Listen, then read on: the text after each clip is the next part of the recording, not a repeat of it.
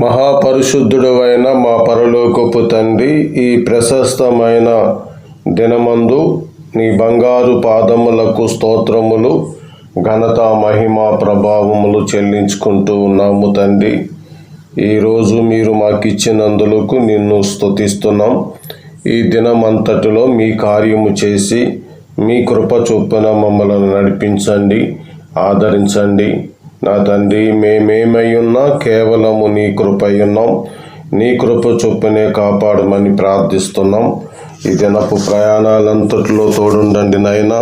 ఈ దినము నీ ప్రియ బిడ్డలుగా మేమేం చేయవలసి ఉందో, ఏం మాట్లాడవలసి ఉందో, ఏమి బోధించవలసి ఉందో, ఎలా ప్రవర్తన చేయవలసి ఉందో మాకు అన్నీయును తెలియపరిచి, మా మీద దృష్టి ఉంచి మాకు బోధపరిచి, మేము నడవలసిన మార్గం అంతటిని మాకు తెలియజేయమని ప్రార్థన చేస్తూ ఉన్నాము తండ్రి. ఈ దినాన్న మరి యవన పిల్లలను దర్శించండి, క్షేమకరంగా వారు ఉండటానికి సహాయం చేయండి. గల్ఫ్ ప్రాంతాల్లో ఉన్న మా ప్రియులను అందరినీ, ఇజ్రాయెల్ కంట్రీలో ఉన్న వారిని దర్శించండి. వారికి మీ కాపుదల, మీ కృపను దయచేయమని ప్రార్థిస్తున్నాం. నేడు నాయన చివరి 2025 సంవత్సరపు దినాల్లో ఉంటుండగా నూతన సంవత్సరమును నాయన ఉత్సాహంగా ఎదుర్కొన్నట్టుకు సహాయం చేయండి నాయన. ఒక సంవత్సరం తర్వాత ఒక సంవత్సరము మాకు ఇచ్చి మమ్మలను మీ దగ్గరికి తీసుకునే రోజు ఇస్తూ ఉన్నారు. భయముతో, వణుకుతో, గడగడ మరి భయభక్తులతో మేము సాగిపోయే భాగ్యం దయచేయండి. ఈ దినము మేము ఆదికాండములో నుండి మీ వాక్యం వినాలని ఆశిస్తున్నాము తండ్రి. మీరు నాతో మాట్లాడండి. యేసుక్రీస్తు ఘనమైన శ్రేష్టమైన నామమున ఈ ప్రార్థన అడుగుచున్నాము తండ్రి, ఆమెన్. ప్రభునందు ప్రియులారా, ఈ డిసెంబరు 17వ తారీఖు దినాన్ని బట్టి మన ప్రభువుకి మహిమ కలుగును గాక. ప్రియులారు ఎలా ఉన్నారు? అందరూ క్షేమమేనండి. మంచిది. నిన్నటి సమయమున మనం ఆదికాండం 4వ అధ్యాయంలో ఏబేలు, కయీను అర్పణ, ఏబేలు అర్పణ అన్నీ చూశాం. ఇప్పుడు మనం 8వ వచనాన్ని చదువుకుందాం. కయీను తన తమ్ముడైన ఏబేలుతో మాటలాడెను. వారు పొలములో ఉన్నప్పుడు కయీను తన తమ్ముడైన ఏబేలు మీద పడి అతనిని చంపెను. ఎంత భయంకరమైన దృశ్యం చూడండి. ఇక్కడ గొడవ పెట్టుకున్నట్టుగా లేదు, మాటలాడేను అన్నారు. కారణం ఏంటండి? కారణం ఏంటి? వీరు గొర్రెలు విషయంలోన, పొలం పంట విషయంలోన, ఆస్తుతా కాదా? అదేమీ కాదు.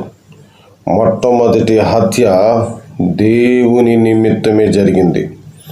ఎలా అంటే ఏబేలు అర్పణ అంగీకరించనని సాక్ష్యం ఇచ్చినాడు దేవుడు.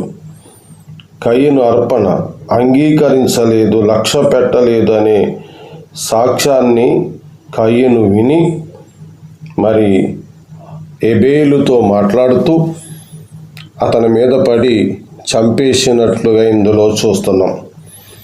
మరి ఈ హత్య దేవుని నిమిత్తం జరిగింది.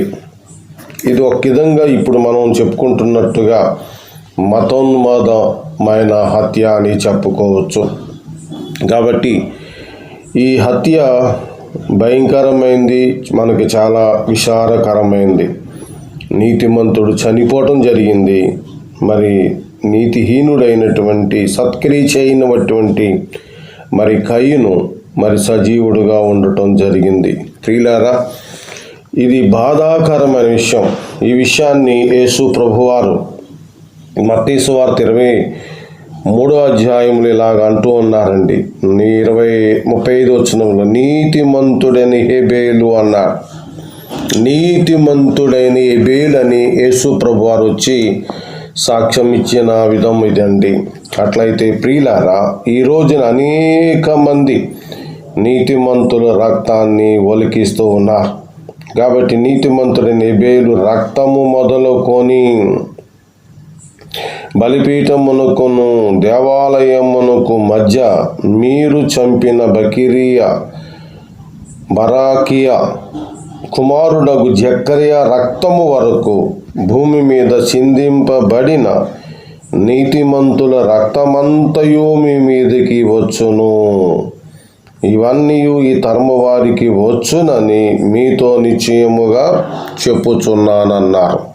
ప్రియులారా, ఈ సమయంలో మీరు గమనించవలసిన విషయం ఏమిటంటే, అన్యాయానికి అది ఎన్ని తరాలైనా, ఎన్ని యుగాలైనా, ఎంత కాలమైనా తీర్పు ఒకటి ఉన్నది. ఆనాడు ఎవరో ఆ విషయాన్ని పట్టించుకోలేదు. ఈనాడు కూడా అనేకమైన హత్యలు జరుగుతూ వస్తున్నాయి. ఎన్నో వేలాది హత్యలు పట్టింపు లేకుండా జరిగిపోతున్నాయి. కొన్నిటికి మాత్రమే రాద్ధాంతం జరుగుతుంది, చర్చ జరుగుతుంది, శిక్ష వేయమని అడుగుతూ ఉన్నారు. కానీ ఎన్నో హత్యలు మౌనముగానే ఉండిపోతున్నాయి. కానీ దేవుడు చెప్తున్నాడు, నీతిమంతుల రక్తమంతటిని గురించి విమర్శ చేయబోయి ఒక రోజు వస్తుంది అని చెప్తూ వస్తున్నారు. కాబట్టి మనము ఈ విషయంలో నీతిమంతుడుగా ఉండి బాధ అనుభవిస్తున్నావా? భయపడకు. ఆ బాధను బట్టి దేవుణ్ణి మహిమపరచు. ఒకవేళ నీతిమంతుడుగా ఉండి చనిపోయే పరిస్థితులు వచ్చినాయా? భయపడకము. ఒక రోజున తీర్పు వస్తుంది. కాబట్టి యేసు ప్రభువారు ఈ విషయం మనకి తేటగా తెలియజేసినారు. కాబట్టి మనం జాగ్రత్త కలిగిన వారమై ఉండాలి. రేపటి సమయమున మరికొన్ని సత్యాలు మనం నేర్చుకుందాము. ఈరోజు మనం నేర్చుకోవలసిన పాఠం ఏమిటి అంటే, నరహత్య చేయకూడదు. నరహత్య లాంటి మాటలైనను మాట్లాడకూడదు. నీ పొరుగు వాడిని కష్టపెట్టి అతడికి హృదయాన్ని గాయమయ్యేలాగా నువ్వు మాట్లాడినప్పుడు అది కూడా నరహత్యతో సమానమే. కాబట్టి తమ్ముడిని చంపిన అన్నయ్యలాగా నీవు నేను ఉండకూడదని 1 యోహాను పత్రికలో మనము కయ్యన వంటి వారమై ఉండకూడదని క్రైస్తవులుగా ఉన్న మనకు దేవుని వాక్యం హెచ్చరిక చేస్తుంది. కాబట్టి మనము ఏబేలు వంటి వారముగా ఉందుముగాక. ఆమేన్. మన తండ్రి అయిన దేవుని దయ, ప్రభువైన యేసుక్రీస్తు కృప ఇప్పుడు మరెల్లప్పుడు సదాకాలము తోడై ఉండి నడిపించునుగాక. ఆమేన్. అందరికీ వందనాలండి.